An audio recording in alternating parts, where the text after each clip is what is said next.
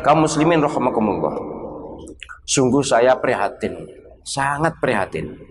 Saya ini termasuk tipe yang bukan pemuja tokoh. Mohon maaf ya, bukan sombong, tapi saya memang menghindari kultus, menghindari penghormatan berlebihan pada tokoh siapapun. Saya diundang, ya mohon maaf, presiden.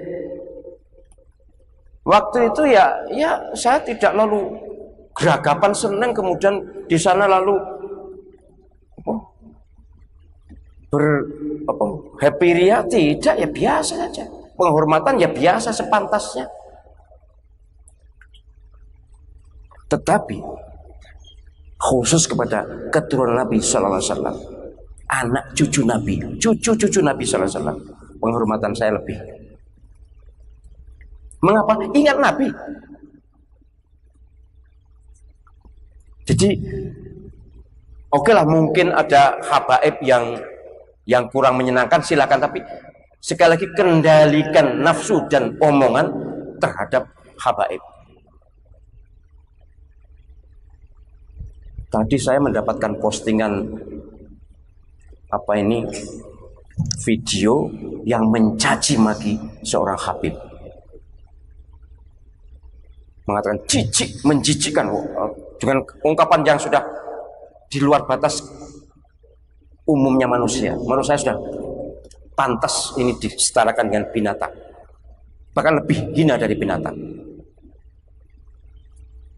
Mungkin dibayar, mungkin perempuan pakai jilbab. Saya prihatin. Ya katakanlah kalau penjenengan tidak suka dengan seseorang, ya sudah manusiawi lah, enek sing disenengi, enek gak disenengi. Tapi sekali lagi, kalau itu habib, itu berarti keturunan Nabi. Sekali lagi, saya bukan pemuja habib sama sekali.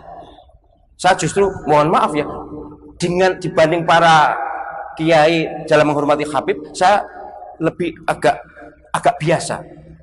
Ya dengan Habib Syekh misalnya, ya salaman takulah biasa, tidak sampai lalu ya munduk-munduk. Ya mohon maaf, bukan saya tidak hormat, tapi saya ingin menghormati manusia sepantasnya saja. Tapi ewa semono, apa ewa semono itu? Ewa semono, saya sedikit lebih berhati-hati dalam menghadapi habaib. Mengapa? Ingat mbahnya. Siapa mbah? Kanjeng Nabi Muhammad Sallallahu Alaihi Wasallam. Rasanya tidak mungkin tak. Rasulullah SAW ridho kalau keturunannya dicaci maki. Memang ada sih dulu zaman Yazid bin Muawiyah itu cucunya Nabi dibunuh. Memang ada sih orang-orang yang seperti itu. Tapi apakah kita mau masuk seperti golongan itu? Kalau tidak senang, diam. Kalau ada sesuatu yang memang perlu dinasihatkan, katakan.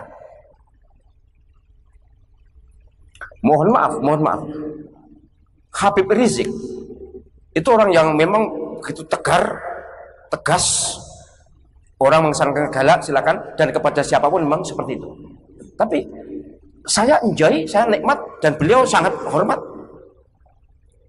Waktu tahun 86 bersama saya di Jeddah itu terus terang semuanya memang menjauh karena memang model tapi saya tidak menjauhkan. Itu cucunya Nabi Muhammad SAW, keturunan ke-37 atau ke-38, pokoknya memang generasi sekarang sekitar itu, generasi kesekian itu. Saya tidak mengajak penyanyi mengkultuskan orang, oh jangan, itu dosa.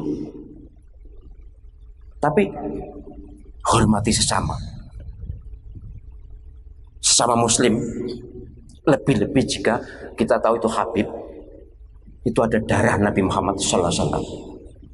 Kalaupun penyanyi tidak hormat pada orangnya, tapi ingat kakeknya Rasulullah SAW, manusia yang akhlaknya dipuji oleh Allah SWT. Wa innaka la'ala khuluqin azim.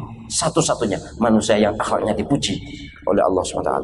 Ya yang lain memang dipuji para Rasul, tapi yang eksplisit seperti itu. Jadi waspadalah, hidup ini hanya sekali. Kita sama-sama belum tahu. Saya juga prihatin kok dengan pidato tokoh kemarin itu.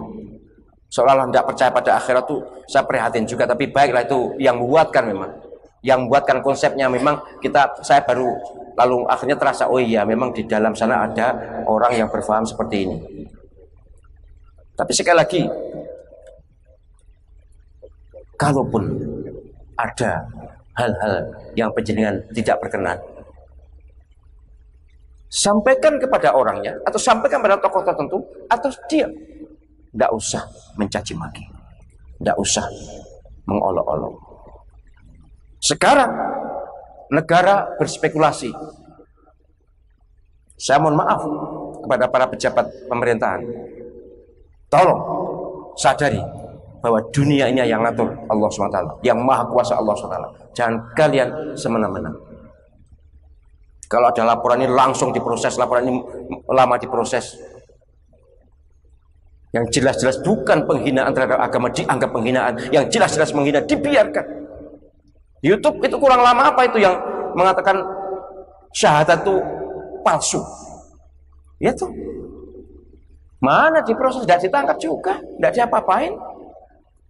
Saya hanya ingatkan, saya ulangi doa Nabi SAW yang berlaku sepanjang masa. Para pemimpin yang memberatkan rakyatnya maka diberatkan oleh Allah SWT. Para pemimpin yang memudahkan rakyatnya akan dimudahkan oleh Allah SWT. Jabatan lebih-lebih hanya sebentar, paling beberapa tahun. Setelah itu selesai. Kalau ketika menjabat sewenang-wenang, ketika menjabat seenaknya, menggunakan undang-undang sesuai dengan penafsiran sendiri, yang jelas-jelas terdakwa dibiarkan, yang masih diduga ditahan. Apa-apaan ini? Maunya kemana negara ini? Atau mau disekulerkan? Turki yang sekuler sengsara, kemudian sekarang religius makmur. Bangsa Indonesia ingin religius, ingin Pancasila dipertahankan untuk mengayomi semua agama yang ada. Jangan beri kesempatan pada orang yang anti Pancasila atau fahamnya berlawanan dengan Pancasila. Ini sudah perjuangan founding fathers kita. Dan ungkapan-ungkapan para pendiri negeri ini berbeda banget dengan ungkapan pemimpin sekarang ini. Kalau dulu demi rakyat, demi bangsa, bangsa sendiri, sampai-sampai yang boleh menjadi presiden adalah bangsa Indonesia asli. Dan setahu saya Bung Karno menganggap keturunan Arab termasuk bangsa Indonesia asli. Mengapa? Karena sudah sejak awal, sejak para wali itu sudah keturunan Arab. Ya memang ada wali keturunan Cina juga. Ya silakan aja keturunan Cina mau menjadi bangsa Indonesia asli, silakan. Tapi ini prinsipnya saya hanya ingin menyatakan bahwa negeri ini negeri yang berfalsafah Pancasila dan jangan dibelok-belokkan. Sekarang mulai banyak pemimpin yang berani melecehkan ulama, itu banyak. Kemarin tanggal 10 saya bertemu dengan para ulama di Masjid Istiqlal. Silakan mau diawasi, silakan, saya bukan rahasia itu. Saya tidak ingin pemerintah ini digulingkan oleh siapapun. Kami tidak ingin ada upaya penggulingan presiden itu, jangan. Itu akan membuat kekacauan. Siapapun kita akan hadapi, jangan. Tapi kita juga tidak ingin pemimpin negeri ini, presiden, memfasilitasi bangkitnya komunisme itu, ya jangan. Kalau kalau ngajak perang itu. Panjenengan tentu sudah tahu ada kampung Cina kan di tengah hutan itu, yang semula disangkal. Sudahlah, kelemahan-kelemahan negeri ini sekarang hari ini digugat oleh mahasiswa, diingatkan oleh mahasiswa. Tapi sama kok, kita tidak ada yang ingin menggulingkan kekuasaan itu. Jangan terlalu fobia lah, jangan terlalu takut. Sri Bintang dan kawan-kawan gitu dianggap makar. Ya Allah, kok kayaknya lebih berat sekarang dibanding era Pak Harto itu.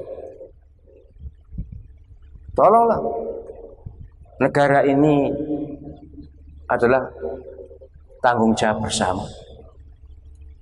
Kita ingin semua pemimpin adalah pemimpin yang memperhatikan rakyat, umat, dan umat juga ingin taat kepada pemimpinnya. Dan apalagi para ulama yang sangat mengerti agama, tidak mungkin berfatwa menyesatkan, tidak mungkin. Tidak mungkin berfatwa demi kepentingan politik, tidak mungkin. Kalau berfatwa, dalilnya Al-Quran, hadis, dan fatwa para ulama terdahulu. Lebih-lebih yang sekarang ini terjadi ini bukan hanya Indonesia yang protes ini, dunia. Karena Al-Quran kok yang dimasalahkan. Kalaupun tidak berniat, tidak sengaja, itu pengakuan atau pernyataan, tapi rekod sebelumnya kan bisa dibaca. Ya apa sebenarnya itu biar bisa dibaca. Baik. Jadi sekali lagi nanti kalau penyidik berhadapan dengan tokoh ulama, ya dengan sama pun harus saling menghormati. Lebih-lebih ketika berhadapan dengan Habib, menurut saya Habaib itu keturunan Nabi, ingat mbahnya, jangan mencaci maki. Walaupun Nabi SAW